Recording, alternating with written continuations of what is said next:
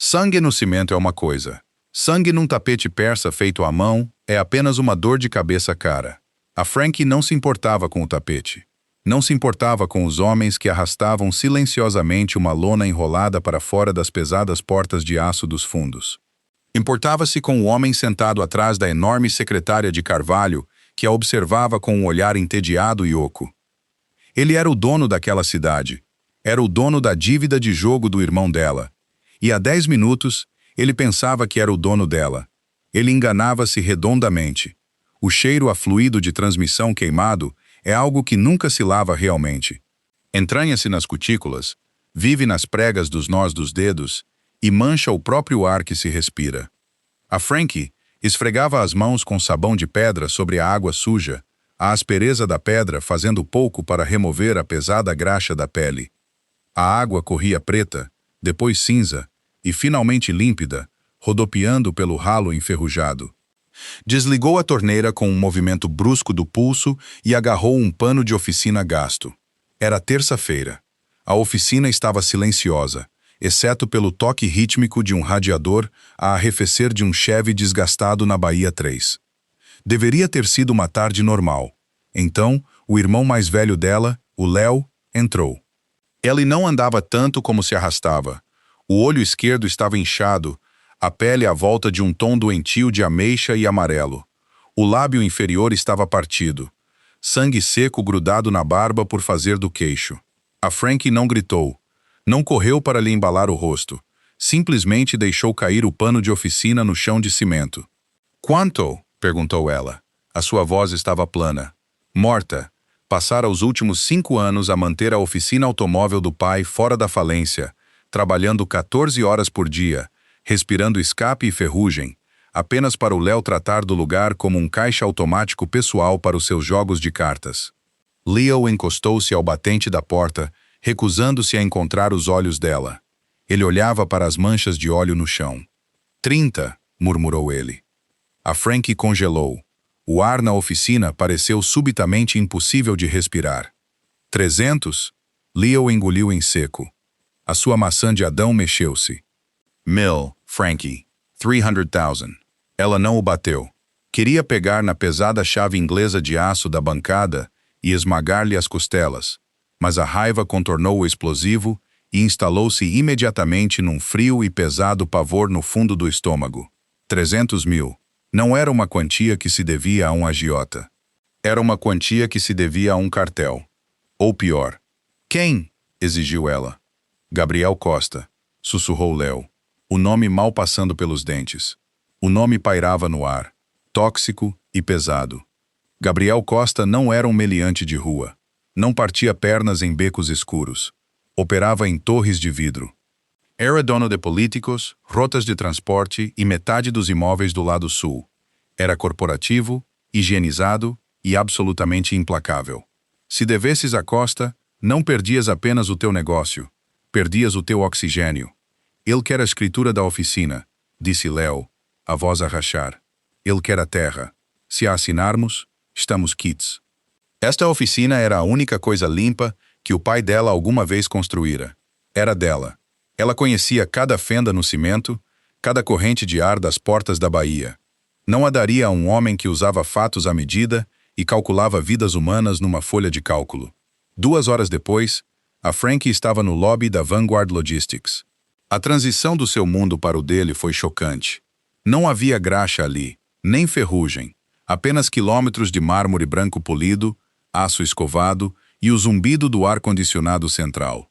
A recepcionista, uma mulher com feições perfeitamente simétricas e olhos frios, não perguntou se ela tinha hora marcada.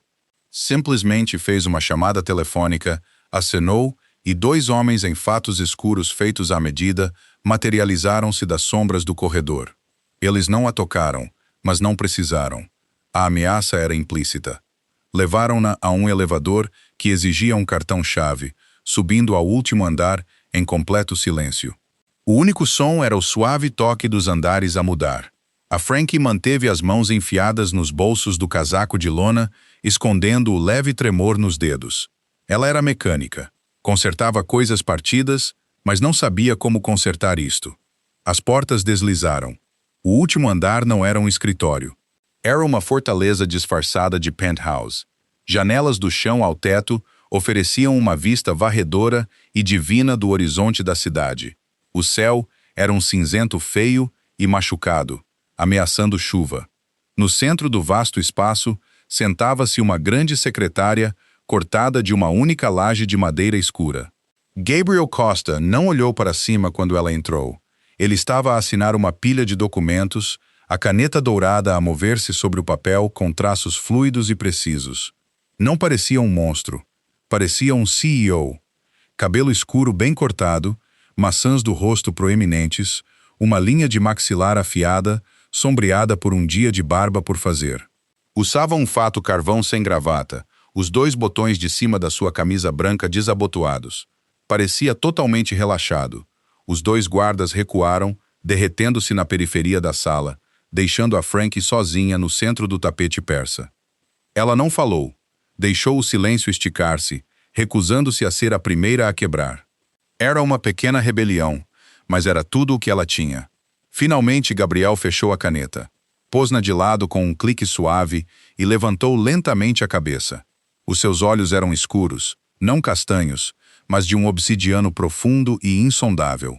Fixaram-se nos dela, dissecando-a numa fração de segundo.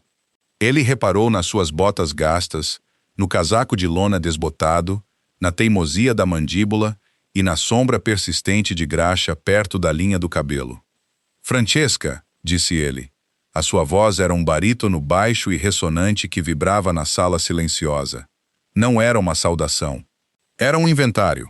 Estava à espera do seu irmão, embora dada a sua condição física atual, suponho que um procurador faça sentido. «Não sou uma procuradora», disse a Frankie, mantendo a voz notavelmente firme. «Possuo 60% da oficina. O meu pai deixou a quota de controlo para mim. Ou Leo não podia assinar a escritura para si, mesmo que quisesse». Gabriel inclinou-se na sua cadeira de couro, entrelaçando os dedos longos. Uma ligeira, quase imperceptível mudança na sua expressão disse-lhe que isto era novidade para ele. Mas ele não parecia zangado. Parecia intrigado. «É mesmo?» murmurou ele. «É», respondeu a Frankie. Deu um passo em frente. «Portanto, Sr. Costa, se quer a minha propriedade, vai ter de falar comigo. E eu não estou a vender». Gabriel observou-a durante um longo momento. O silêncio no escritório tornou-se espesso, opressivo. Do lado de fora das paredes de vidro, as primeiras gotas de chuva começaram a cair nas janelas, deixando longos e irregulares rastos como lágrimas no vidro. Ele não piscou. Apenas a olhou, ponderando a sua desafio contra a sua óbvia falta de poder. «O seu irmão deve-me 300 mil euros, Francesca», disse Gabriel calmamente. Ele não levantou a voz. Não precisava. A dívida está vencida. Os juros estão a acumular-se. A terra onde a sua oficina se situa tem uma localização privilegiada para uma nova instalação de roteamento que estou a construir. Vale aproximadamente metade do que ele me deve, mas estou disposto a aceitar a escritura e dar por quitado. Por um raro senso de caridade. «Caridade?» cuspiu a Frankie. A palavra sabia a cinza na sua boca.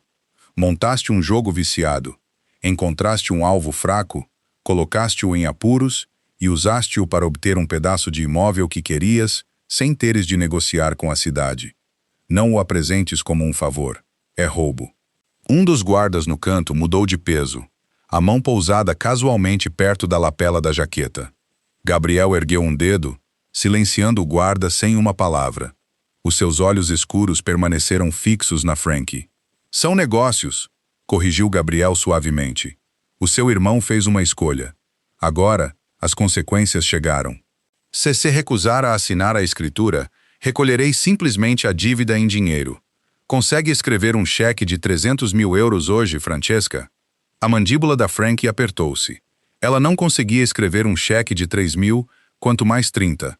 O seu silêncio foi toda a resposta de que ele precisava. «Presumo que não», disse Gabriel, inclinando-se para a frente e apoiando os antebraços na secretária. A calma predatória na sua postura era aterradora. «Então, aqui está o novo acordo. Eu fico com a oficina, você assina os papéis, e como o valor do imóvel não cobre totalmente a dívida, você vai trabalhar para abater o resto. A Frankie piscou, a mente tropeçando nas suas palavras. Trabalhar para abater. A fazer o quê? A minha frota requer manutenção, disse Gabriel, o seu tom totalmente casual. Você é mecânica.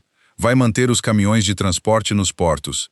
Estará de serviço 24 horas por dia, 7 dias por semana, até eu decidir que a dívida está liquidada. Responderá ao meu capataz. Aceitará o meu horário e pertencerá a esta organização até eu dizer o contrário. Ele estava a despojá-la de tudo, do seu negócio, da sua autonomia, da sua vida. Ele estava a tratá-la como um ativo num livro-razão, algo a ser adquirido, usado e eventualmente descartado. A fria arrogância mecânica quebrou o último elo que mantinha o temperamento da Frankie sob controle. Um rubor quente e cego de raiva começou no seu peito e queimou até a sua garganta. Não era a raiva frenética e apavorada de um animal encurralado. Era uma fúria ancestral profunda. Era a raiva de uma mulher que tinha raspado e sangrado por tudo o que tinha, apenas para que um homem num fato de seda lhe dissesse que ela não era nada. A língua inglesa pareceu subitamente inadequada. Era demasiado suave, demasiado polida para o que ela queria fazer-lhe. Sem pensar, a boca da Frankie abriu-se e as palavras saíram a jorros. Não em inglês e não no italiano polido e musical do norte. Ela voltou ao dialeto siciliano duro, gutural e venenoso que a sua avó costumava cuspir quando era levada para além do limite. Figlio de butana! Rosnou a Frankie, a voz a baixar uma oitava, crua e irregular. Deu um passo mais perto da secretária, as mãos firmemente apoiadas nos quadris. Você é um grande filho da mãe. Acha que pode comprar pessoas como carne no mercado? Deveria ter vergonha. O seu sangue é lama. Você come as vidas dos outros, porque lá dentro é apenas um povo morto sem alma e sem honra. Ela não parou aí. As palavras saíram mais depressa. Rítmicas e violentas, uma série de maldições arcaicas e profundamente pessoais que visavam a sua linhagem, a sua arrogância e o núcleo oco e podre que ela via atrás da sua cara secretária. Ela amaldiçoou-o a caminhar cegamente para a ruína. Amaldiçoou o seu dinheiro a transformar-se em cinzas. E ela terminou arrastando o orgulho dele pela lama de 100 gerações de raiva camponesa. Quando finalmente ficou sem fôlego, o silêncio no escritório era ensurdecedor. O seu peito arfava. As suas mãos tremiam, não de medo, mas da enorme descarga de adrenalina. Ela olhou para ele, esperando que os guardas a abatessem, esperando que ele ordenasse que a arrastassem. Em vez disso, os ombros de Gabriel Costa começaram a tremer. Começou como um som baixo e escuro no seu peito, mal audível. Então, lentamente, as linhas duras e planas do seu rosto quebraram. Os cantos da sua boca contraíram-se, curvando-se para cima até um sorriso completo, genuíno e aterrador aparecer no seu rosto. Mudou-o inteiramente. O CEO frio desapareceu, substituído por algo mais selvagem, mais aguçado e incrivelmente perigoso. Soltou uma risada curta e rouca, o som raspando contra o ar pesado da sala. Lentamente, levantou-se da cadeira e ficou de pé. Era muito mais alto do que ela percebia. Deu a volta à borda da enorme secretária, os seus passos lentos e deliberados, até estar a menos de 1 metro dela. A Frankie manteve a sua posição, inclinando o queixo para cima para manter o contato visual, o pulso a bater loucamente contra as suas costelas. Gabriel olhou para ela. A diversão nos seus olhos escuros tinha desaparecido, substituída por um calor escuro e intenso que lhe fez prender a respiração na garganta. Inclinou-se ligeiramente, a sua voz baixando para um sussurro rouco e arrastado que lhe enviou um arrepio pela espinha. Repete isso, murmurou Gabriel, um sorriso predatório a brincar nos seus lábios. Olhando mesmo para mim. O ar na penthouse pareceu subitamente rarefeito, como se a enorme tempestade que se formava para lá do vidro do chão ao teto tivesse sugado todo o oxigênio da sala. Gabriel estava perto o suficiente para a Frankie sentir o calor ambiente a irradiar do seu peito. Cheirava a caro, uma mistura nítida e limpa de bergamota, cedro e algo inerentemente metálico, como uma moeda recém-cunhada. A Frankie não recuou. Todos os instintos de sobrevivência que possuía gritavam para ela recuar, baixar os olhos, expor o pescoço ao predador na sala. Ela ignorou-os. Fixou o olhar nos seus olhos de obsidiana, sentindo a rápida e pesada batida do seu próprio pulso contra a clavícula. "Queres que repita?" perguntou ela, a voz a baixar para um registro esbaforido e ofegante. Ela não esperou pela resposta dele. Inclinou-se para a frente, fechando a última polegada de espaço entre eles. "Perpetu senza arma senza onuri." Ou disse, "Você é um polvo morto sem alma, sem honra." Os dois guardas no canto ficaram tensos, o raspar de sapatos de couro e madeira ecoando agudamente. Gabriel ergueu uma mão sem quebrar o contacto visual. Os guardas congelaram. Ele olhou para Frankie, os seus olhos a percorrerem a teimosia da sua mandíbula, o ligeiro alargamento das suas narinas, a forma como o seu peito arfava sob a lona desbotada do seu casaco de trabalho. O sorriso no seu rosto suavizou-se lentamente, assentando numa expressão de intensidade absoluta e perturbadora. Era o olhar de um homem que tinha passado toda a sua vida a comer comida sem graça e acabara de receber uma malagueta crua e ardente. "A minha avó", disse Gabriel, a sua voz uma vibração baixa e arrastada. "Costumava chamar-me isso quando roubava pão fresco do balcão, geralmente mesmo antes de ela me bater com uma colher de pau." A Frankie pescou, a pura absurdidade da afirmação desequilibrando-a por uma fração de segundo. Então ela era uma boa juíza de caráter. Gabriel soltou um suspiro curto e agudo pelo nariz. Poderia ter sido outra risada. A maioria das pessoas que se levantam naquele tapete imploram Francesca, choram, oferecem-me as suas esposas, as suas casas, a sua lealdade, falam comigo em inglês muito quieto, muito educado. Ninguém jamais esteve no meu escritório e arrastou os meus antepassados pela lama na língua materna. "Não tenho esposa para lhe dar", respondeu a Frankie friamente, "e não lhe vou dar a minha casa. Portanto, tudo o que resta é a verdade." Gabriel inclinou a cabeça, estudando-a como uma peça complexa de maquinaria que ele estava a tentar reengenharia. Estendeu a mão, os seus movimentos lentos e deliberados, anunciando a sua intenção para que ela não se assustasse. Ele não tocou na sua pele. Em vez disso, os seus longos dedos calejados roçaram pela gola gasta do seu casaco, roçando a mancha de graxa perto da sua lapela. "O seu irmão é um risco", disse Gabriel, o seu tom a voltar para os negócios, embora a proximidade física mantivesse a atmosfera pesadamente carregada. "Ele é fraco, ele é estúpido, e é um dreno nos seus recursos. Se eu ficar com a oficina, faço-lhe um favor, corto a âncora do seu pescoço." "A oficina é minha", disparou a Frankie, afastando a mão dele. O contacto foi breve, mas pareceu um choque estático. "As dívidas do Leo são dívidas do Leo, mas o edifício é meu. Construí esse negócio. Mantenho-o a funcionar.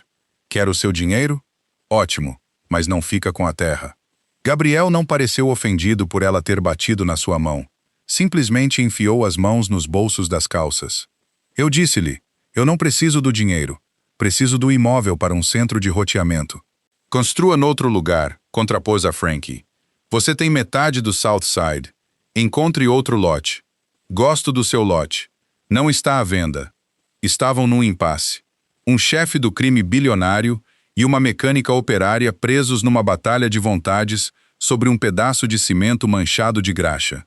A chuva finalmente rompeu lá fora, açoitada violentamente contra os grossos vidros das janelas e as pesadas cortinas cinzentas. Gabriel virou-lhe as costas, caminhando lentamente para a janela. Olhou para a vasta cidade encharcada pela chuva. Durante um longo minuto, o único som foi o tamborilar abafado da tempestade. A Frankie permaneceu enraizada no local, os músculos a cederem de tensão, à espera que o machado caísse. "Sou um homem razoável, Francesca", disse Gabriel para o vidro, contrariamente à sua colorida avaliação da minha alma. Virou-se de novo, encostado ao vidro, as mãos ainda nos bolsos. A luz cinzenta projetava sombras nítidas no seu rosto. "Aqui está o compromisso", declarou ele. "Você fica com a escritura da oficina. Você fica com a terra. A dívida do seu irmão de 300 mil euros permanece ativa. No entanto, vou congelar os juros." Os olhos da Frankie estreitaram-se. "Em troca de quê?" "Você", disse Gabriel simplesmente, "vai abater o principal, não com dinheiro, mas com o seu tempo e a sua habilidade." Vai gerir a manutenção da minha frota de logística no porto. Mas isso não é tudo. Ele caminhou de volta para ela, parando a poucos metros de distância. Vai também manter os meus veículos pessoais. Estará de serviço para mim pessoalmente sempre que eu precisar. Vai comparecer nas funções que eu lhe disser para comparecer. Será um ativo diretamente sob a minha supervisão. Se perder um turno, se recusar uma chamada, o acordo fica vago. Fico com a oficina e quebro as pernas do seu irmão. Temos um entendimento? Era uma coleira. Ele estava a oferecer-lhe uma coleira em vez de uma guilhotina. Mas significava manter o legado do seu pai intacto. Significava manter Leo fora de uma cadeira de rodas. A Frankie olhou para a enorme secretária de Carvalho, depois para os dois homens armados, e finalmente para Gabriel. E ela odiava-o. Odiava o poder arrogante e calculado que emanava dele. Mas ela também sabia reconhecer uma tábua de salvação quando via uma. Tudo bem, disse a Frankie, a voz dura como ferro. Vou consertar os seus caminhões, mas não vou usar uniforme. A boca de Gabriel curvou-se num sorriso lento e perigoso. Veremos. Apresente-se no Cais 44 amanhã, às 6 da manhã. Pergunte pelo Dominic. A transição do mármore polido da Vanguard Logistics para a realidade salgada e enferrujada do Cais 44 foi brutal. O ar da manhã estava gélido, transportando o cheiro aguçado e penetrante a sal marinho e diesel queimado. Gaiovoras gritavam por cima, circulando os enormes guindastes de aço que se erguia sobre os cais como gigantes esqueléticos. A Frankie apertou o casaco de lona contra o peito. Eram 5h45 da manhã. O céu ainda era um preto arroxeado machucado, a esvair-se lentamente para um cinzento opaco no horizonte oriental. Carregava uma desgastada caixa de ferramentas de aço vermelha na mão direita. Pesava 27 quilos, mas carregá-la ancorava. Era pesada. Era real. E pertencia-lhe. Encontrou o depósito de manutenção no extremo do cais. Era um armazém cavernoso de aço ondulado, ventoso e mal iluminado por lâmpadas fluorescentes zumbidoras. Dentro, uma dúzia de enormes caminhões de transporte Peterbilt estavam estacionados em baías, cheirando a borracha quente e escape. Um homem corpulento com uma espessa barba grisalha e um bloco de notas estava a gritar com um mecânico mais jovem. A Frankie aproximou-se, pousando a sua caixa de ferramentas com um forte estrondo metálico que ecoou pela baía. O homem grande parou de gritar e virou-se. Ela olhou-a de cima a baixo, reparando nas suas botas de biqueira de aço, nas calças de ganga pesadas e na graxa permanentemente incrustada sob as unhas. "Está perdida, querida?" perguntou ele. A sua voz soava como pedras a moer num misturador de cimento. "Procuro o Dominic", disse a Frankie. Encontrou-o. "Frankie", disse ela, estendendo a mão. "Costa mandou-me." As espessas sobrancelhas de Dominic ergueram-se. Ele não pegou na sua mão imediatamente. Olhou para ela, depois para o seu bloco de notas, virando para a segunda página.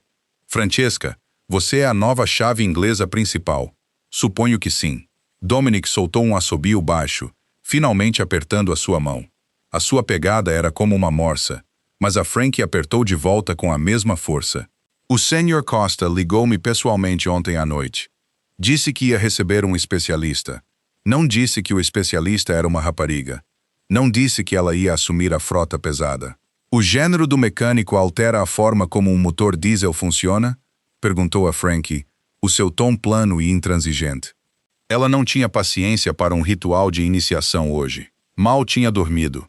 Sempre que fechava os olhos, via os olhos escuros e divertidos de Gabriel Costa a olhá-la. Dominic riu, um som rouco e latido. "Justo. Tem uma boca para isso. Costa gosta disso, suponho. Ali." Ele apontou a sua pesada caneta para a baía 4. "Número 88. Motor com junta de cabeça queimada. Precisa de ser desmontado, maquinhado e montado até amanhã à noite. Acha que consegue lidar com um caminhão pesado ou só muda o óleo em rondas?" A Frankie não lhe respondeu. Apenas pegou na sua caixa de ferramentas e caminhou para a baía 4. O caminhão era um monstro. O capô estava inclinado para a frente, expondo o labirinto maciço e graxo do bloco do motor diesel. Era assustador, mas era exatamente o que ela precisava. Precisava de um problema com uma solução lógica. Precisava de parafusos que se soltassem quando se aplicava torque suficiente. Precisava de algo que fizesse sentido. Ao contrário do acordo insano que tinha feito no dia anterior, ao meio-dia, ela estava coberta de óleo preto. Os seus nós dos dedos estavam a sangrar de uma chave que escorregou e as suas costas doíam de se inclinar sobre os pesados paralamas. O barulho no armazém era ensurdecedor. O zumbido das brocas pneumáticas, o estrondo das ferramentas caídas, os gritos dos trabalhadores do cais lá fora. Era uma sinfonia caótica e violenta, e a Frankie encaixou-se perfeitamente no ritmo dela. Trabalhou com um foco implacável e singular. Não tirou pausa para almoço. Mal parou para beber água da fonte enferrujada perto das casas de banho. Os outros mecânicos deram-lhe espaço no início, lançando olhares céticos para a mulher a desmontar um bloco de motor pesado sozinha. Mas, à medida que as horas passavam e as peças eram limpas, categorizadas e preparadas para a oficina de maquinação com eficiência impecável, os olhares céticos transformaram-se em acenos silenciosos de respeito. Por volta das 15 horas, a Frankie estava deitada num carrinho, a deslizar debaixo da barriga do caminhão para inspecionar a cárter de óleo. O cimento estava gelado contra suas costas. De repente, o barulho ambiente no armazém mudou. Não ficou silencioso exatamente, mas o tom mudou. Os gritos pararam. As brocas pneumáticas cessaram o seu zumbido. Uma quietude pesada e antinatural caiu sobre a área imediata em torno da Baía 4. A Frankie limpou uma mancha de graxa da testa e agarrou a borda do para-choques do caminhão, puxando-se de debaixo do chassis. Sentou-se, empurrando os seus óculos de segurança para o topo da cabeça. Gabriel Costa estava a 3 metros de distância. Parecia totalmente deslocado no armazém sujo. Usava um fato azul marinho perfeitamente feito à medida, uma camisa branca impecável e um par de sapatos de couro polido que provavelmente custavam mais do que o motor que ela estava a reconstruir. Estava ladeado por 2 homens, mas ficava ligeiramente à frente deles, dominando o espaço sem esforço. Dominic estava ao seu lado, com uma aparência nervosa. Uma visão chocante para um homem construído como um muro de tijolos. Os olhos escuros de Gabriel fixaram-se na Frankie. Ele observou a sua aparência, a mancha de óleo na sua bochecha, os nós dos dedos sangrando, o suor a umedecer a gola da sua camisa. O seu olhar demorou-se um segundo a mais, pesado e indecifrável. Dominic diz-me que fez progressos significativos no número 88, disse Gabriel, a sua voz a cortar facilmente o ruído de fundo restante. A Frankie agarrou um pano do bolso de trás e levantou-se lentamente, limpando a camada mais grossa de sujidade das mãos. Ela não sorriu. Ela não agiu de forma deferente. Apenas olhou para ele, exausta e completamente impressionada com a sua demonstração de riqueza. É uma máquina, disse a Frankie, atirando o pano sujo para a sua caixa de ferramentas. Estava partida. Agora está a ser consertada. Esse é o trabalho. Gabriel aproximou-se, fechando a distância até estar apenas na borda do chão manchado de graxa. Olhou para os componentes do motor desmontados dispostos em papelão limpo. Você não fugiu, notou ele suavemente, quase como se falasse consigo mesmo. Tenho uma dívida de 300 mil euros, Costa, respondeu a Frankie, cruzando os braços sobre o peito. Para onde exatamente é que eu fugiria? Gabriel levantou lentamente os olhos das peças do motor para o rosto dela. Aquele mesmo calor escuro e perigoso que ela tinha visto na penthouse acendeu-se nos seus olhos de obsidiana. Para nenhum lugar, murmurou Gabriel. Você não vai para lugar nenhum.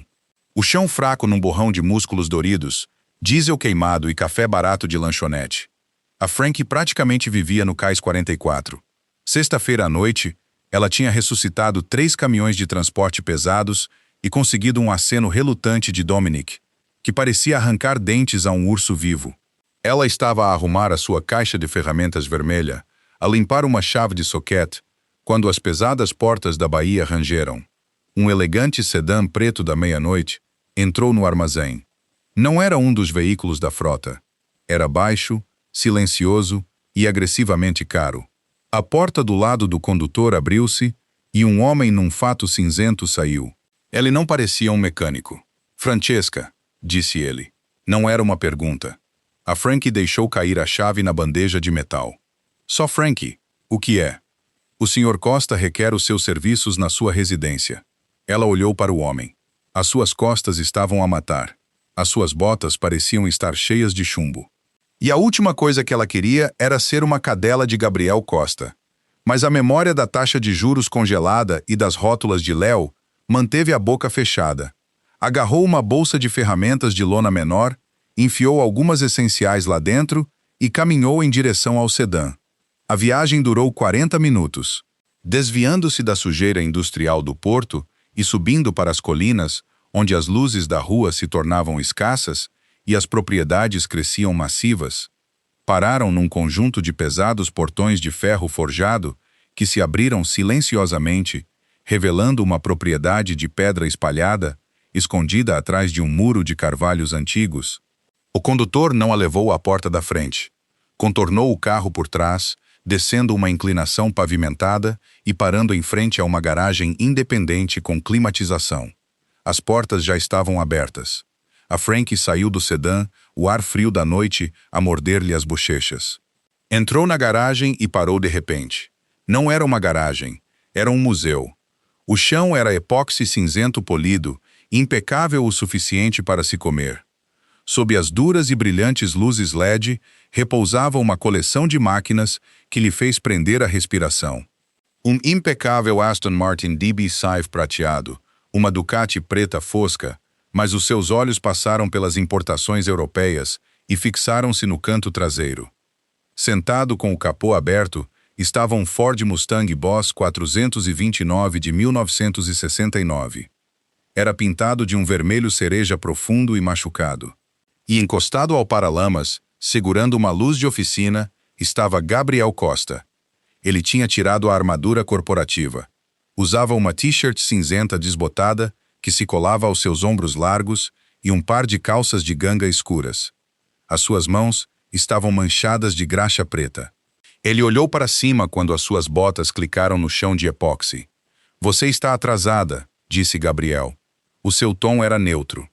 "Mas não me lembro de ter recebido um horário para suas voltas pessoais", respondeu a Frankie, largando a sua bolsa de ferramentas num carrinho.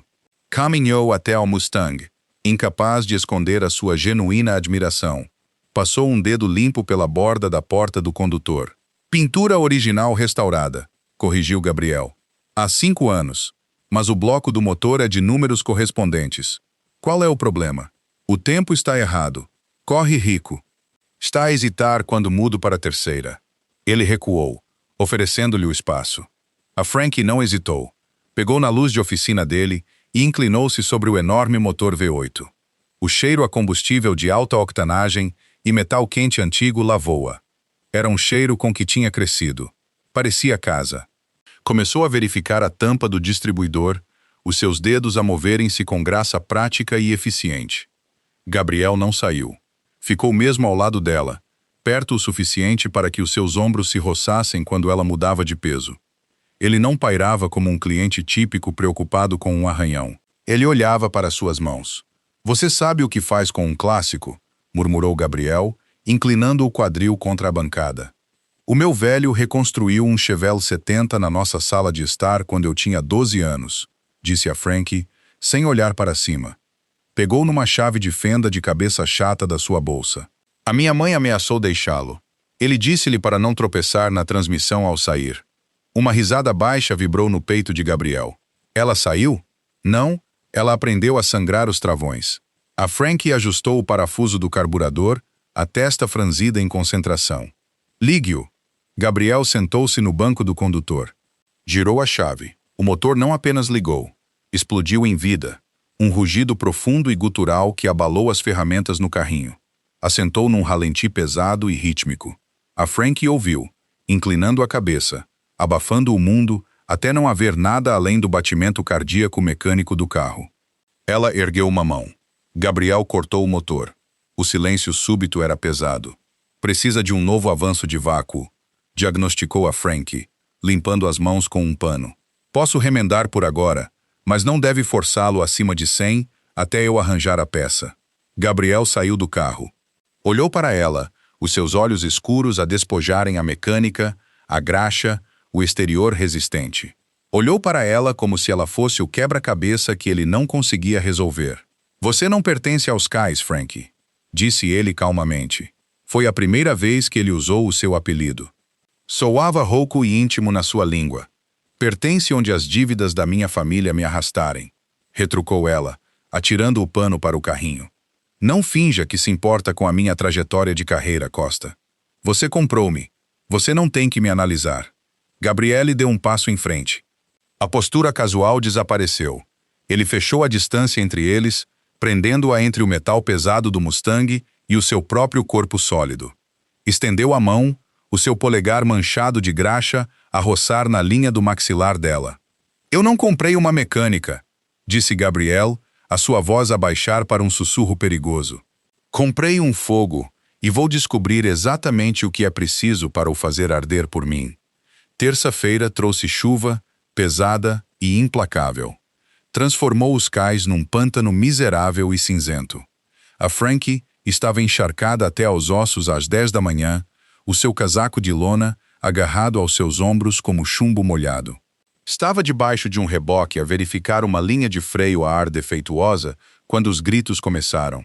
Não era a típica linguagem obscena do cais. Era frenética, afiada. A Frankie saiu de debaixo do reboque a tempo de ver um SUV preto a rasgar os portões de malha do cais 44. Não diminuiu a velocidade. Derrapou no cimento molhado, batendo numa pilha de paletes de madeira, enviando estilhaços a voar como estilhaços. 3 homens saíram antes mesmo de o veículo parar completamente. Usavam casacos escuros pesados, os seus rostos obscurecidos pela chuva torrencial e bonés de beisebol puxados para baixo. Não eram homens do Costa. A Frankie conhecia os homens do Costa.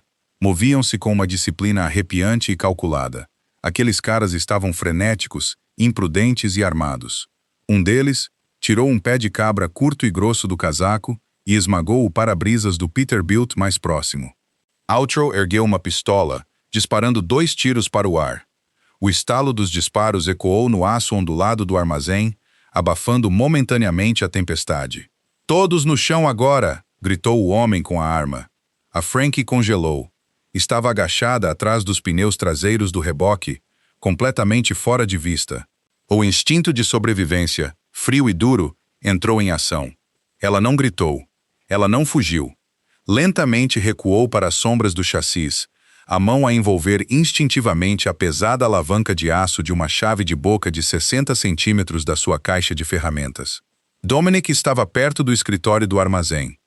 Não se deixou cair no chão. Endireitou os ombros, alcançando por baixo do seu pesado casaco de trabalho. Ele não conseguiu. O terceiro homem, que tinha flanqueado o lado do SUV, brandiu um bastão de beisebol. Atingiu o lado do joelho de Dominic, com um som molhado e horrível. O homem grande caiu, soltando um rugido de dor, a mão a afastar-se do seu casaco. "Onde estão os manifestos?" exigiu o homem com a arma, pressionando o cano da sua arma contra a testa de Dominic. "Os registros de rotação para esta noite. Entregue-os, velho, ou eu voo os seus miolos por todo este cimento." Um sindicato rival. Eles estavam a atacar a cadeia logística do Costa. O coração da Frankie martelava contra as suas costelas como um pássaro preso. Ela podia ficar escondida. Não era a sua luta. Ela era apenas a mecânica. Deixem o império do Costa arder. Deixem-nos levar os manifestos. Mas Dominic estava a sangrar no chão. Dominic que a tinha coberto quando ela se atrasou na segunda-feira. Dominic que discretamente deixava uma chávena de café quente na sua caixa de ferramentas todas as manhãs desta semana. A Frankie apertou a chave de boca. Os seus nós dos dedos ficaram brancos. O homem com o pé de cabra moveu-se em direção à sua baía, gritando para os mecânicos encolhidos no chão para manterem a cabeça baixa. Passou mesmo pela reboque que a Frankie estava a esconder. Ele não olhou para baixo. A Frankie não pensou. Moveu-se. Saltou de debaixo do reboque, a pesada chave de boca a arquear no ar. Apontou para baixo, colocando todo o peso do seu corpo atrás do balanço. O aço sólido conectou-se com a parte de trás do joelho do homem. A articulação estalou, com um forte estalo. Ele gritou um som agudo e fino e caiu no chão molhado. A Frankie não parou. Girou a chave nas mãos, invertendo a pegada, e bateu com a extremidade pesada de metal na sua clavícula. Ele desmaiou, de cara no cimento. O disparo foi ensurdecedor. Uma bala riscou o lado do reboque a centímetros da cabeça da Frankie, pulverizando o seu rosto com fragmentos quentes de tinta.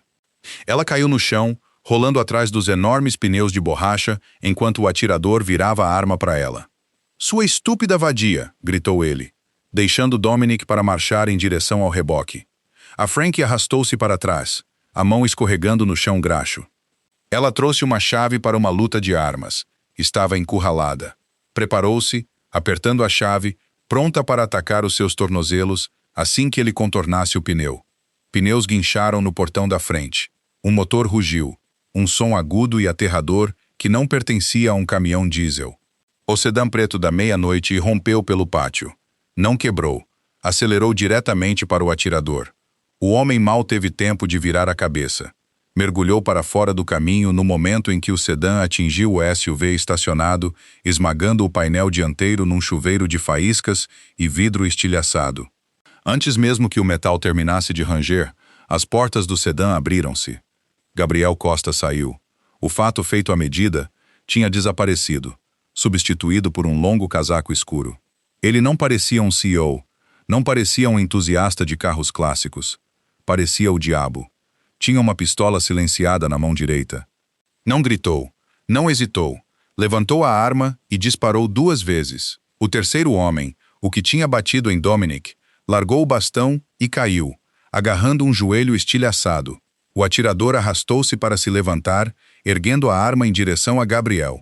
Gabriel disparou novamente. Thip. Oko. O ombro do atirador tremeu violentamente para trás, a sua arma a cair no cimento. Ele caiu de joelhos, a gritar. O pátio ficou mudo, silencioso, exceto pela pesada chuva e os gemidos dos homens feridos. Gabriel caminhou lentamente pelo cimento molhado. O seu rosto era uma máscara de fúria absolutamente gélida. Chutou a arma para longe do homem a sangrar. Ele nem sequer olhou para ele. Os seus olhos escuros e selvagens percorreram o pátio, frenéticos e a procurar até que se fixaram no reboque. A Frankie levantou-se lentamente de trás dos pneus. Estava coberta de lama, graxa e água da chuva. Ainda tinha a chave de boca apertada nas mãos de nós brancos.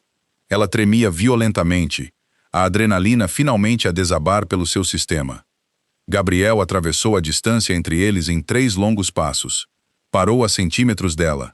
Largou a arma ao lado, as mãos a erguerem-se para lhe agarrar os ombros.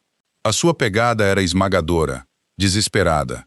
Ele olhou para o buraco de bala no metal do reboque, exatamente na altura da cabeça dela momentos antes. Um músculo engoliu-lhe a mandíbula. "Você está ferida?"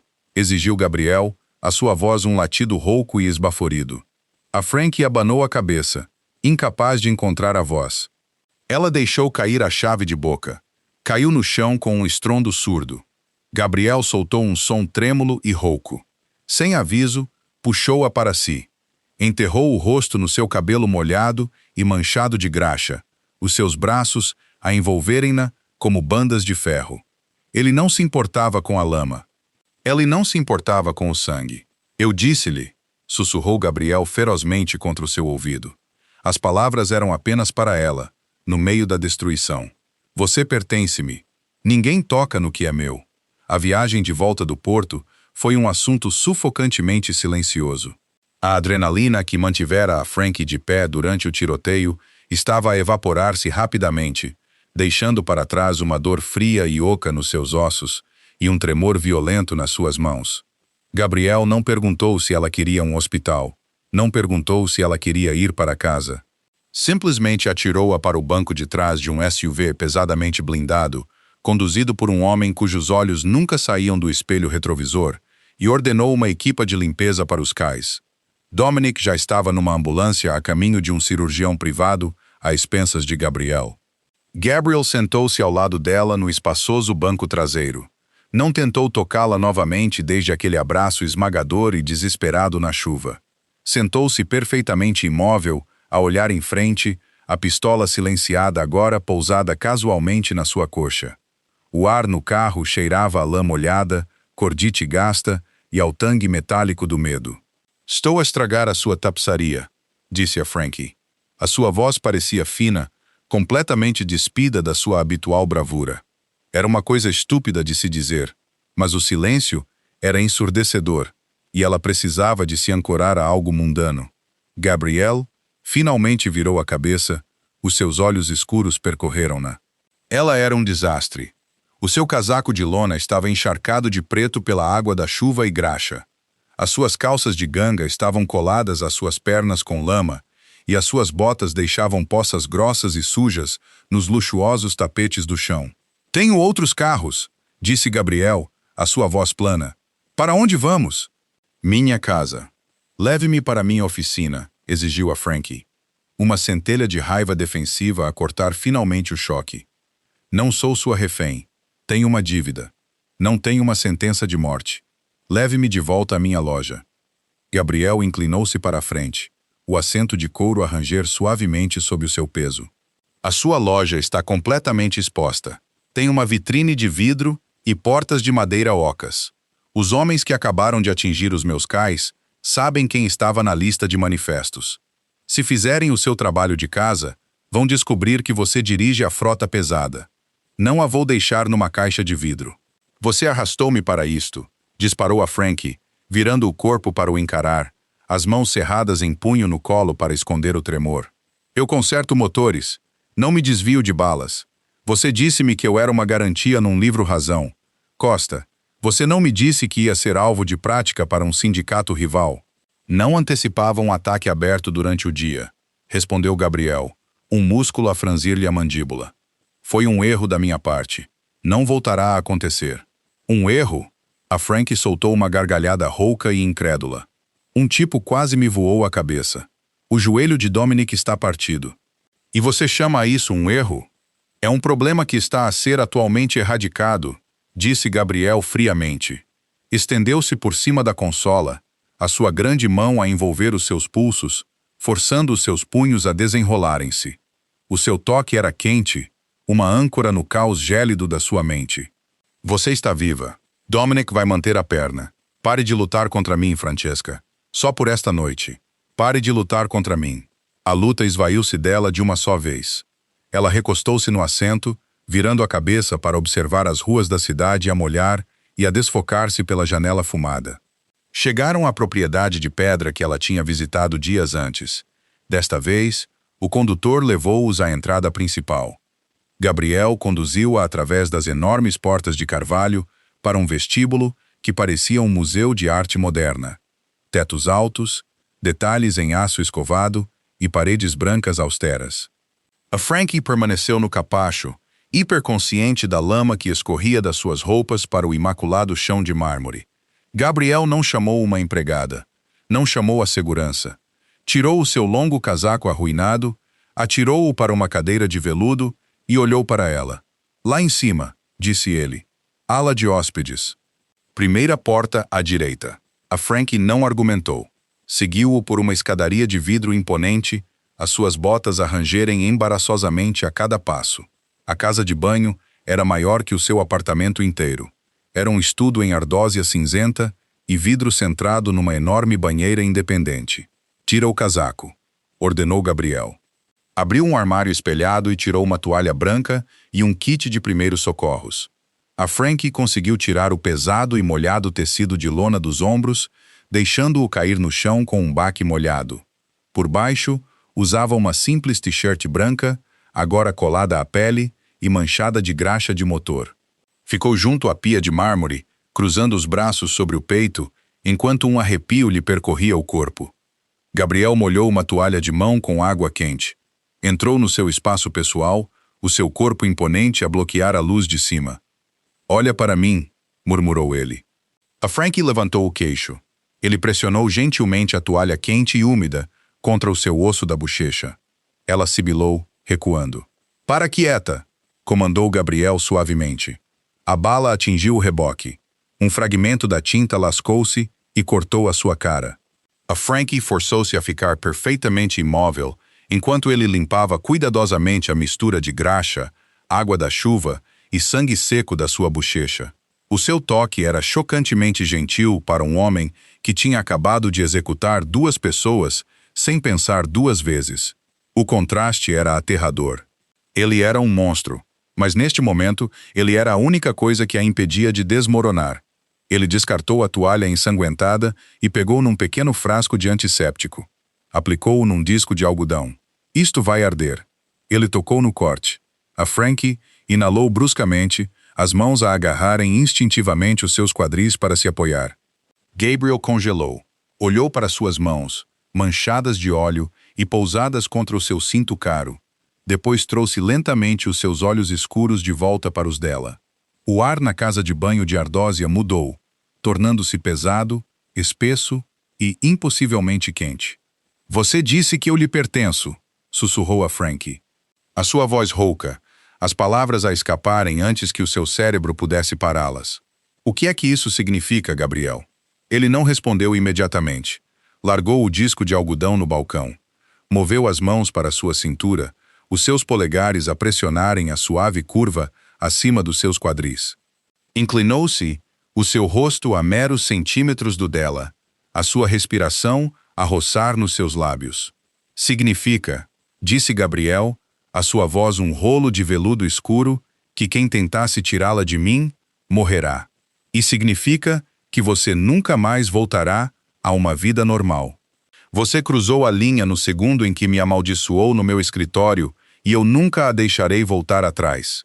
A lareira no escritório de Gabriele era enorme, cortada em mármore negro com uma lareira a rugir lá dentro que lançava longas sombras dançantes contra as paredes.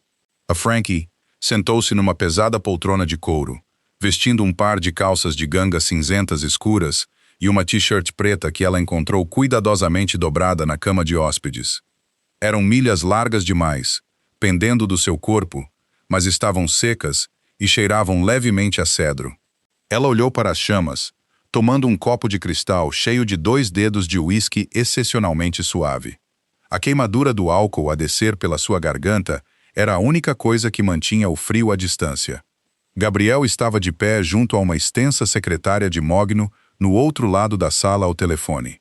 Tinha mudado para roupas frescas, calças escuras e um simples camisola preta que o faziam parecer menos um CEO e mais um fantasma. Ele falava em italiano rápido e apressado. As palavras eram demasiado rápidas e demasiado curtas para Frankie seguir, mas o tom era inconfundível. Era o tom de um homem a desmantelar um inimigo peça por peça sangrenta. Ele terminou a chamada, atirou o telefone para a secretária e caminhou até a poltrona oposta à dela.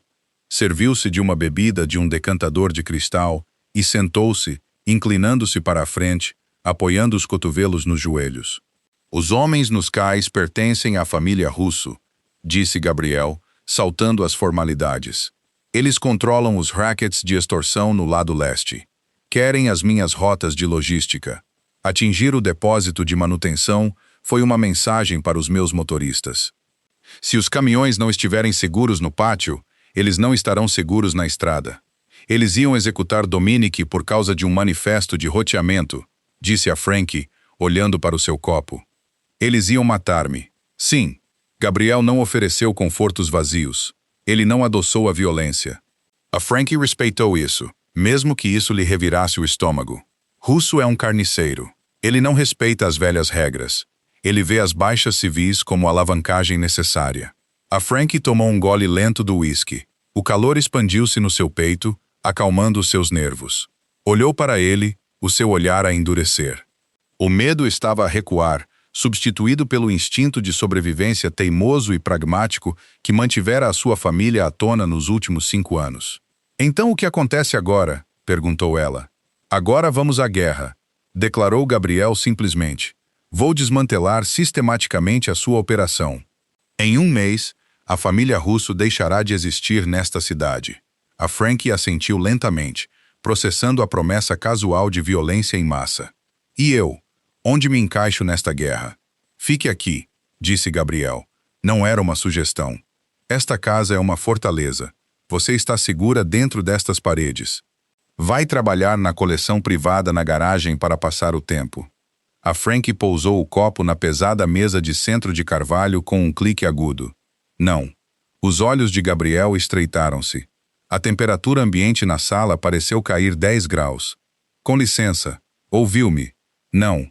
A Frank inclinou-se para a frente, combinando a sua postura. Não sou uma princesa que você possa trancar numa torre de pedra. Não sou um animal de estimação que você possa manter seguro no quintal. Tenho um negócio para gerir. Tenho um irmão que, atualmente, anda por aí com um alvo nas costas por causa da sua dívida consigo. Se o russo sabe quem eu sou, ele sabe quem é o Léo. Já despachei homens para garantir o seu irmão, contrapôs Gabriel suavemente. Ele está a ser realocado para um refúgio seguro fora do estado até que isto seja resolvido. Ele não é sua preocupação. A Frank piscou, momentaneamente lançada para fora de equilíbrio. Ele já tinha protegido Leo. Ela antecipara a sua ansiedade e neutralizara-a antes mesmo de ela conseguir expressá-la. Era enlouquecedoramente eficiente. Independentemente, prosseguiu a Frank, recusando-se a perder a vantagem. Não vou ficar nesta casa a fazer trabalhos banais. Fiz um acordo para abater uma dívida de 300 mil euros, mantendo a sua frota. Não posso fazer isso se estiver a esconder-me do bicho-papão.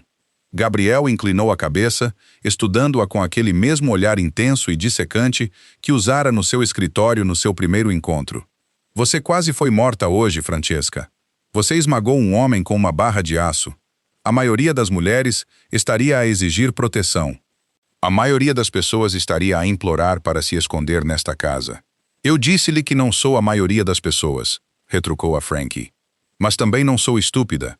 Se estou a trabalhar para você e os seus inimigos estão a tentar pôr buracos em mim, os termos do nosso acordo mudaram fundamentalmente. Um sorriso lento e perigoso começou a formar-se nos lábios de Gabriel. Era o mesmo sorriso selvagem que ele usara quando ela o amaldiçoara em siciliano. Ele adorou isto. Adorou que ela estivesse a pressionar. É mesmo? Murmurou Gabriel, a tomar um gole do seu uísque. E quais são os seus novos termos, pequena mecânica? A dívida está liquidada, declarou a Frankie. A sua voz estava firme, resoluta. Ela não piscou. Neste momento, hoje à noite, a dívida do Leo desapareceu. A oficina é minha, livre e limpa. Não lhe devo um tostão. Gabriel ergueu uma sobrancelha. Você quer que eu perdoe 300 mil euros porque teve um mau dia de trabalho? Quero que o perdoe porque salvei a vida do seu capataz hoje. Corrigiu a Frank agudamente. Quero que o perdoe porque trouxe uma guerra à minha porta sem me avisar.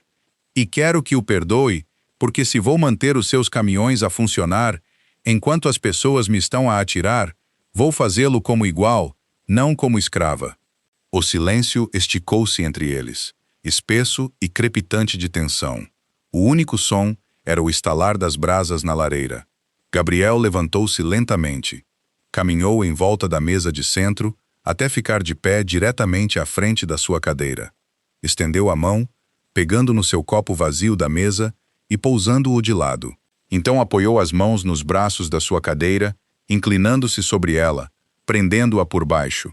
Ele estava tão perto que ela podia ver o flex dourado escondido nas profundezas dos seus olhos escuros. Ela podia cheirar o uísque no seu hálito. Um igual, sussurrou Gabriel, saboreando a palavra na sua língua. Você é incrivelmente arrogante, Francesca. Eu sou pragmático. A Frank manteve a sua posição, inclinando a cabeça para trás para o olhar nos olhos. O seu coração batia contra as suas costelas, um ritmo frenético e selvagem que nada tinha a ver com medo e tudo a ver com a pesada atração magnética do homem pairando sobre ela. Gabriel olhou para sua boca durante um longo e agonizante segundo antes de voltar os olhos para os dela. Tudo bem, suspirou Gabriel. A dívida está liquidada, mas em troca, você não apenas mantém a frota, você gerencia-a. Você dirige o centro de logística nos cais. Você reconstrói o depósito, e você faz isso sob a minha proteção. E se eu disser não? Perguntou a Frank, a sua voz baixando para um sussurro ofegante. Gabriel inclinou-se, os seus lábios a roçarem na concha da sua orelha, enviando um arrepio violento pela sua espinha. Você não vai, prometeu ele sombriamente, porque você gosta do fogo tanto quanto eu. O sol da manhã rompeu a pesada cobertura de nuvens, projetando longas e nítidas sombras pelos relvados cuidados da propriedade. A tempestade tinha passado, deixando o ar com cheiro a pinho molhado e pedra esmagada. A Frankie estava na enorme cozinha vestindo seu casaco de lona. Estava rígido, seco perto da lareira durante a noite. As fracas manchas de graxa e sangue velho permanentemente cozidas no tecido. Ela sentiu o peso pesado do tecido nos ombros e acolheu-o. Era a sua armadura. Gabriel estava junto a uma máquina de café, expresso em aço inoxidável, observando o líquido escuro a verter para uma pequena chávena de cerâmica. Usava uma camisa branca impecável, as mangas arregaçadas até aos antebraços, expondo uma tapeçaria de cicatrizes desbotadas e tinta escura. Ele não parecia cansado, apesar de a Frankie saber que ele não tinha dormido. Ele passou a noite a orquestrar um massacre. Pegou no café expresso, atravessou o chão de ardósia e entregou-lhe. A Frankie pegou nele, os seus dedos a roçarem. O calor da cerâmica transferiu-se para suas mãos frias. Dominic saiu da cirurgia, disse Gabriel calmamente, apoiando o quadril contra o balcão de granito. Fixaram o osso. Ele insiste em voltar ao pátio hoje contra o conselho médico. O homem é teimoso como uma mula. É mecânico, respondeu a Frankie, tomando um gole do café amargo e escaldante. Se ele fica quieto, ele enferruja. A boca de Gabriel contraiu-se num leve e conhecedor sorriso. Ele tirou do bolso um pesado molho de chaves, largando-as no balcão de granito com um barulho agudo. Ao lado das chaves, colocou uma grossa pasta de manila, as escrituras dos caminhões, Gabriel declarou. As contas de folha de pagamento, os códigos de acesso ao software de roteamento e as chaves do escritório principal no Cais 44. A partir desta manhã, o depósito de manutenção opera como uma subsidiária independente da Vanguard Logistics. Você é a diretora. A Frankie olhou para as chaves. Ontem ela era uma refém a abater uma dívida de jogo. Hoje ela possuía uma parte do maior império logístico da costa oriental. Ela pousou a chávena de café expresso e pegou nas chaves. O metal estava frio e pesado. Russo? Perguntou ela, olhando para ele. Russo já não é uma preocupação, respondeu Gabriela. A sua voz estava completamente desprovida de emoção, um vazio plano e aterrador que lhe dizia exatamente quão brutalmente ele tinha lidado com o problema. Os cais estão seguros, os meus homens guardarão o perímetro, mas dentro do pátio, a sua palavra é absoluta. Vamos então, disse a Frankie, deslizando as chaves para o bolso. Temos caminhões para consertar. A viagem de volta ao porto foi um estudo de contrastes em relação à noite anterior. O SUV blindado tinha desaparecido, substituído pelo elegante sedã de Gabriel. Dirigiram em silêncio, mas não era o silêncio sufocante e apavorado da tarde anterior. Era um silêncio confortável e pesado. Quando passaram pelos portões de malha do Cais 44, o pátio era um cenário de caos controlado. As paletes estilhaçadas tinham sido varridas. O sangue tinha sido lavado pela pesada chuva. Uma dúzia de enormes caminhões de transporte estavam em ralenti nas baías, o cheiro a fumo de diesel pairando espesso no ar do oceano. Perto do escritório principal, Dominic estava sentado numa cadeira dobrável arruinada, com a perna direita pesadamente engessada e apoiada numa caixa de leite. Ele gritava com dois mecânicos juniores que seguravam um esquema. Ele parou a meio da frase quando o sedã de Gabriel estacionou perto das baías. A Frankie saiu do carro. O pátio ficou instantaneamente silencioso. Os mecânicos, os condutores, os trabalhadores do cais, todos pararam o que estavam a fazer e olharam para ela. Não olharam para Gabriel, que estava silenciosamente ao lado da porta do condutor. Olharam para a mulher que tinha atacado um atirador com uma chave de boca. Caminhou pelo cimento, as suas botas de biqueira de aço ecoando no pátio silencioso. Parou em frente a Dominic. O homem grande olhou para ela da sua cadeira, o rosto pálido, mas os olhos aguçados. Você tem um aspecto horrível, velhote, disse a Frankie. Dominic soltou uma risada rouca e latida que se transformou num gemido. Você devia ver o outro. Eu vi, disse a Frankie secamente. Puxou o bloco de notas das suas mãos. Você está fora de pé por 6 semanas. Você pode dirigir o despacho da secretária. Eu fico com o chão. Dominic não argumentou, apenas assentiu. Um profundo e genuíno respeito a instalar-se nas suas feições envelhecidas. É o seu pátio, chefe. A Frank virou-se para encarar o resto da equipa. Eles estavam à espera de um discurso. Estavam à espera de platitudes corporativas ou ameaças da máfia. Ela não lhes deu nenhuma. A Bahia 4 precisa da transmissão descida até ao meio-dia, gritou a Frank, a sua voz a facilmente carregar sobre os motores em ralenti. O número 12 tem uma linha de ar defeituosa. Façam-na remendar. O cronograma de roteamento está apertado esta noite e eu não vou perder um único contrato porque vocês estão aqui parados a olhar para mim. Ponham-se a trabalhar. O pátio voltou instantaneamente à vida. Brocas pneumáticas zumbiram, metal pesado bateu, e homens correram para as baías. A Frank observou-os por um momento, sentindo o familiar e caótico ritmo da oficina a instalar-se nos seus ossos. Era violentamente barulhento, sujo e perfeito. Virou-se para encontrar Gabriel a poucos metros de distância. Tinha as mãos nos bolsos, observando-a com aquela mesma intensidade escura e consumidora. Mas havia algo mais ali agora. Orgulho. Ele fechou a distância entre eles, ignorando os mecânicos a passarem a correr. Ele não se importava que alguém os visse. Parou mesmo à sua frente. O cheiro limpo e aguçado do seu perfume de bergamota misturando-se com o pesado escape de diesel. Você construiu um império em 10 minutos, murmurou Gabriel. A sua voz um rolo baixo, destinado apenas a ela. Eu disse-lhe, disse a Frank, inclinando o queixo para cima para encontrar o seu olhar. Eu sei como manter as coisas a funcionar. Gabriel estendeu a mão a envolver a nuca dela. O seu polegar roçou no arranhão desbotado na sua bochecha. O toque enviou uma onda de choque de calor diretamente para os seus dedos dos pés. E eu, Francesca? Sussurrou Gabriel, inclinando-se até os seus lábios estarem a meros centímetros de distância. Você sabe como me lidar? A Frank não recuou. Agarrou as lapelas do seu caro casaco, os seus dedos manchados de graxa a marcarem o tecido impecável. Puxou-o a última polegada, selando a sua boca sobre a dele. O beijo foi como acender um fósforo num polvorim. Rouco, esmagador e completamente inevitável. Tinha gosto de café amargo, promessas escuras e poder absoluto. Quando finalmente se separaram, a Frank estava sem fôlego, mas os seus olhos ardiam com uma luz feroz e intransigente. Eu sou mecânica, Gabriel, ofegou ela, apoiando a testa contra a dele. Eu consigo lidar com qualquer monstro que você puser à minha frente. E é assim que se negocia com um chefe da máfia. A Frank não apenas sobreviveu ao submundo, olhou-o nos olhos, brandiu uma chave de aço e reivindicou o seu próprio trono ao lado de Gabriel Costa.